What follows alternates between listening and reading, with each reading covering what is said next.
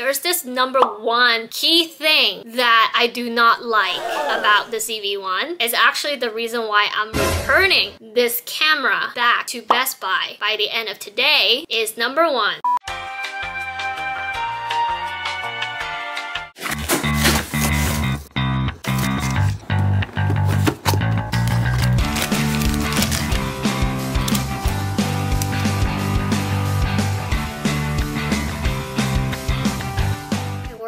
To do a quick summary review of the Sony ZV-1. So it's been a full 2 weeks since I've been using the camera. There are definitely ups and downs of using this particular camera right here. There are a lot of things to love about it, and there are a couple things that I am not so happy about this particular camera. Now, the couple things to highlight on the pros of the camera, the number one thing that really amazed me, and is one of my favorite thing about the camera, hands down, is the autofocus. It works like magic. It still works like magic, and it just makes showcasing your products or just showing people what you're eating, what you're doing, much easier, and it shows in such a beautiful detail as well. So the autofocus really is how you see it from other people raving about it. The results from it when you use it is just as good. And the second thing that I really love about this camera, it is the framing of the camera. Now, this is something that just personally I really love, and I know for other people, when I watch other people's review, they really prefer a wider lens and being able to capture more. If you're seeing my frame right now, I'm actually even zoomed in a little bit just so it's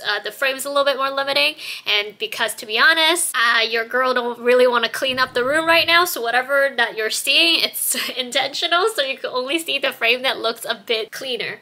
I personally really love it. I came from GoPro in the past, so this is the GoPro that I was using before I switched to the ZV-1. This is the GoPro Hero 8, as you can see here. And the one thing that I really didn't love about the GoPro is that, as you know, GoPro is infamous with the wide lens, the fisheye, and yes, you could put it down to linear frame, so it's a bit more focused and narrow, but still it captures pretty much half of my room. And again, sometimes I just really wanted to focus on a certain frame that I want to film, and GoPro is just limited in that sense where I cannot zoom, I mean, yes, I could crop it out later on when I'm editing, but when I'm just worried, like watching the raw data, it's just, I don't know, like there's just so much in the frame, so much that I don't want to show being in the frame, and I just didn't love it. So with the ZV-1, testing it out and playing around with it, I actually really love how flexible it is with the framing. Like for me, the widest part frame of the ZV-1 actually is perfect for me, and the fact that I'm able to zoom in and out of it to get to the perfect setting, that's even just butter. It's magic for me. So I also really love the framing of this camera. The third thing that really stood out to me for this particular camera, honestly, it's like, so this is the first, I would say, video filming camera that I have purchased, but I have been reading a lot of reviews on what's the pros and cons of this camera, and I really learned to appreciate too with just all of the outlets and what's available. Like you could input the mic into here as you like, and just how everything is just so simple. And of course, like what most people say, I really wish this was Type-C. That would have made it so much easier for so many different things and reasons, but I'm not mad at it just because at least it has a built-in outlet for a microphone, so you could just plug it in very easily. So it's really easy to use, and I really think it's just easy and efficient. It just gives me the option of like, oh, okay, maybe I want to take out this dead cat and put in a different microphone, and it's very easy to do so, so I love it. And of course, cannot not mention the flip out screen, because coming from the GoPro to now having a dedicated flip out screen, that's a game changer for me personally, just because in the GoPro, this is not the Hero 9, because the Hero 9, they have added a front screen that you are able to see yourself to kind of see what's in frame, what's not in frame. However, though I've never played with the new GoPro 9, I just can't imagine that this little tiny of a screen will be that useful to see exactly what's in frame and not in frame. And also I have heard from other reviewers viewers that it gets really laggy. So if you like wave your hand, then half a second later, that's when you see it moving in the little screen. So that's not gonna work really great. With the ZV-1, just having the flip out screen and being able to check yourself whether or not you're in frame and what's in your frame was a game changer for me, because before that, what I would do with my GoPro is that I will have this set up on the tripod, and then I would use my iPhone as a screen to check like, okay, am I in frame? And honestly, the quality of you checking through the GoPro app, it's not great. So it's like the quality looks really bad, and it makes me think like, oh my god, is the GoPro quality that's bad, or is it just overall the quality is bad? But then later on when you export the video into your laptop, you realize like, oh, it's just honestly the app, that the quality showing on the app is just low resolution, but once you import it into your laptop, it's much better. Now, okay, let's get to the cons. What are the things that I didn't love, and some things that I really didn't like about the Sony ZV-1? There's this number one key thing that I do not like about the ZV-1. Is actually the reason why I'm returning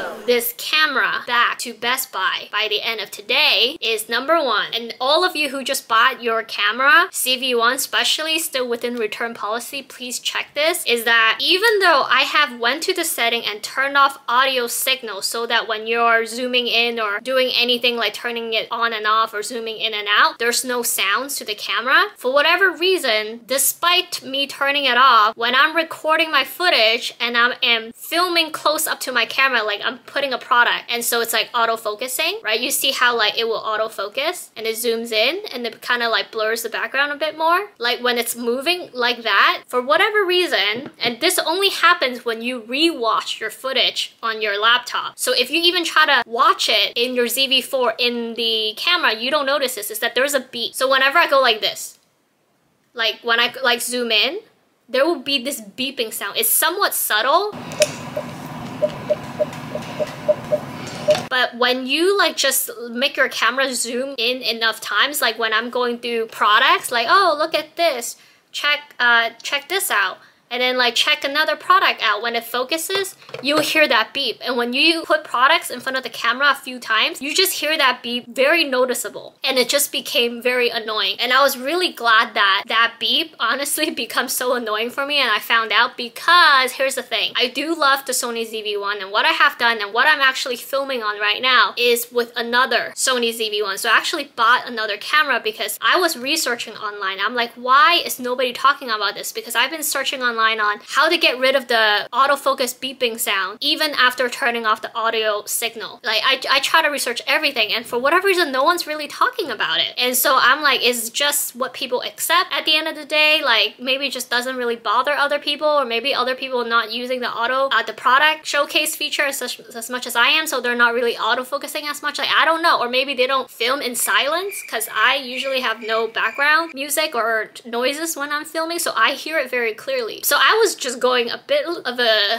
marathon online trying to figure out what's going on, and nobody's really talking about it. Then it came to me one night where I was like, you know what if there's something wrong with this camera? Maybe I'm unlucky and I grabbed the bad one. Like something is wrong with this camera. So what I have done is I decided to go to Best Buy when I woke up the next day, just purchase another Sony ZV-1 camera, which is the one that I'm filming in. This is the original one that I bought. The one that I'm filming in is the new one, and I'm just gonna test out to see if it does the same thing. So that's exactly what I did. I purchased a new camera, set the exact same setting, and I did product features, make it zoom in and out throughout the last couple of days to try to see, does it do the same thing as this original Sony ZV-1 that I purchased? And the answer is no. The new camera is actually much better. Now, it's not perfect. It's not that I've never heard it beep ever. I don't know if it's just a Sony thing. For those who have experienced this, please put this down in the comment if you hear it occasionally or all the time or never, because this new camera, it is very much better than this original one. So if I were to autofocus like 10 times in front of the camera, the new one, the one that I'm using now, you could probably only hear it one time, or sometimes if I'm lucky, I hear it never. But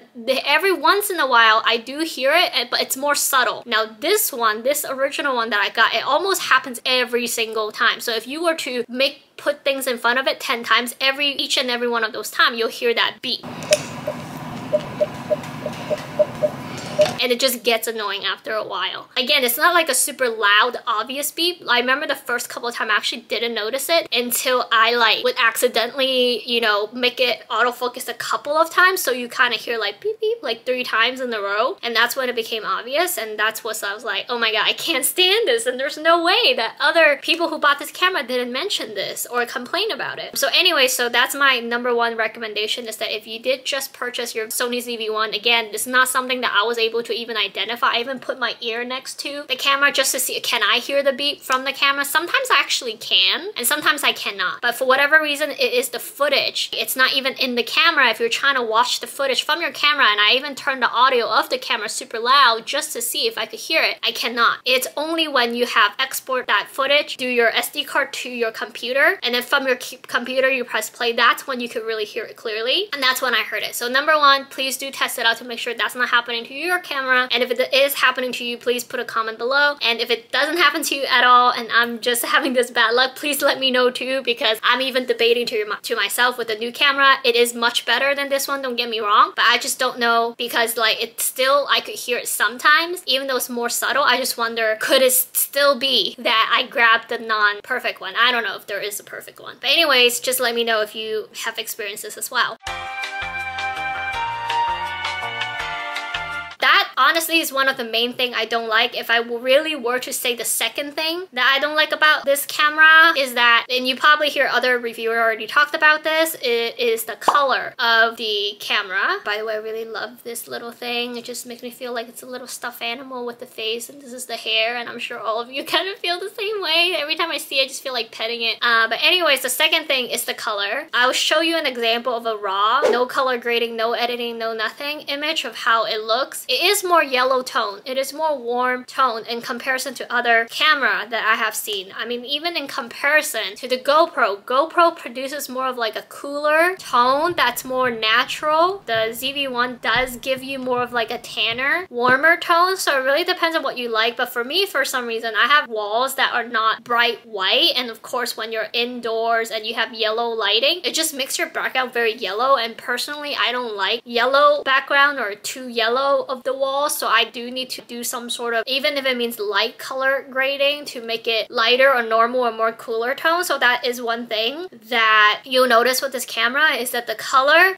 me personally, I would prefer cooler color, so I feel like I do need to put some editing work into it. But if you have really good lighting and you're maybe like near a window, a very big window, or you're outdoors, I think your footage could still be pretty nice and fine. But yeah, that's probably another thing. So I like basically made myself learn how I could color grade just so I could make the yellow less obvious or less harsh. And if you're also interested in learning how to do that, put a comment below and I'll try to share with you how I have done color grading just to kind of fix that issue, even though it's not perfect, but it get the job done. Alright, so those are honestly my 2 biggest things that I don't like about this camera, but I pretty much love everything else about it so far. I love how compact it is. I love, I mean, so many more things, pretty much everything on here. So far, I've been loving, I'm enjoying. I definitely could see myself using this for a long time. And again, for those of you that who is like listening in and out, I did say I'm gonna return this one, but I am keeping the one that I'm filming in because I knew that I was gonna have to return one. I cannot keep 2 Sony ZV-1. I wish, but nope. So I'm gonna return this one, but definitely keeping the one that I'm using now for as long as I can.